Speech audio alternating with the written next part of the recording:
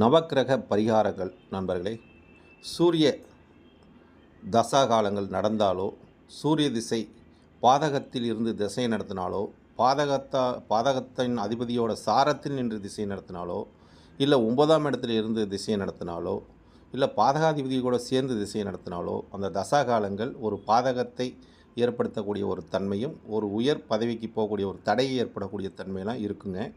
அதனால் சூரியன் துலா லக்னம் என்று சொல்லக்கூடிய துலா லக்னம், துலா ராசிக்காரங்களுக்கெல்லாம் சூரியன் இயற்கையிலே ஒரு பாதகாதிபதியாக வரக்கூடிய தன்மை. இந்த ராசிக்காரங்களுக்கு சூரிய திசை நடப்பவர்களுக்கு அவ்வளோ சிறப்பு இல்லை. எந்த ஜாதகமாக இருந்தாலும், எந்த நட்சத்திரமாக இருந்தாலும் துலா ராசி துலா லக்னக்காரர்களுக்கு சிறப்பு இல்லை. இவங்களுக்கு பரிகாரமாக, தோஷ பரிகாரமாக மஞ்சள் நிற வேஷ்டியை இல்லை மஞ்சள் நிற துண்டை அணிவித்துக் கொள்வது இவங்களுக்கு நல்லதை செய்யும். அதேமாதிரி